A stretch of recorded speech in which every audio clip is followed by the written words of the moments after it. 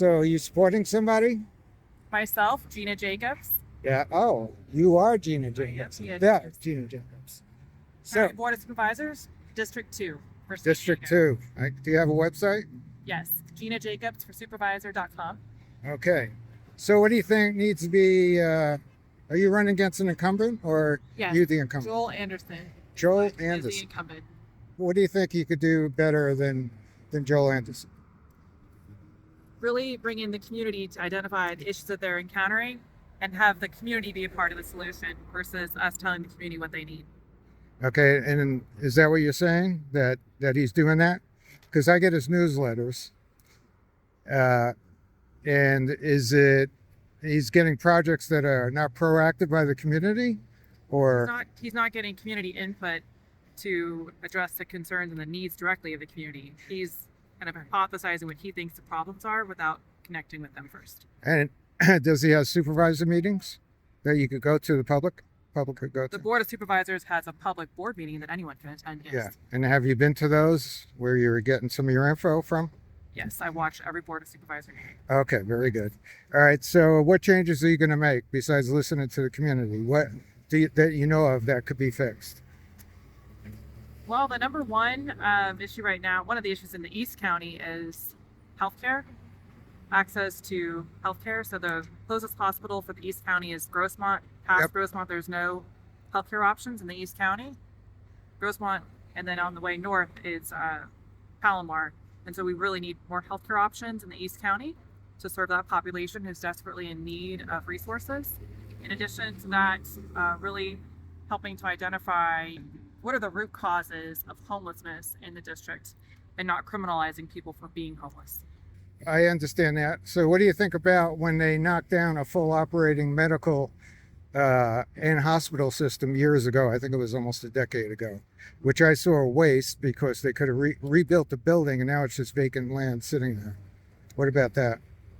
It's definitely an opportunity to look at vacant spaces and convert them into usable hospital space or clinic space for sure. Okay, so is that on your agenda to see if that's doable, to get the land and Yes. then renovate or construct a new hospital there for Yes. East County? I mean, currently, if someone's having a severe health issue in the East County, they're medevaced to a local hospital, Right, and that's not a good solution long term.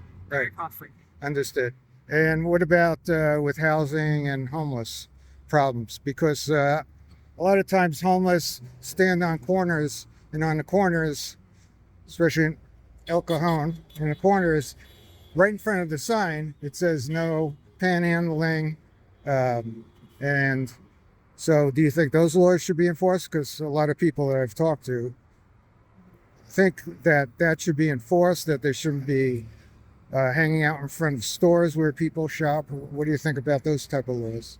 So I think that the people that you're referring to that oftentimes are on street corners, many of them are actually not homeless. They're part of a larger kind of system of panhandlers, if Right. you will, and that's their job. The real majority of homeless people are seniors, families, and working professionals. They're out of the public eye. Okay, Those so are the people that we need to allocate resources to get them off the street. It's about a $300 to $400 month difference between someone being homeless and having a shelter. actually, for my research, because previously I ran for mayor at El Cajon because of the same problem, that for every dollar we put in, we're saving $3 per homeless person with illness and shelter. So, and the average cost for people that are homeless when they're in the system is about $34,000 a year just to take care of them. So then there's people that don't get taken care of, and there's a statistic. Don't hold me to it, but I got the mic, so I can edit this out.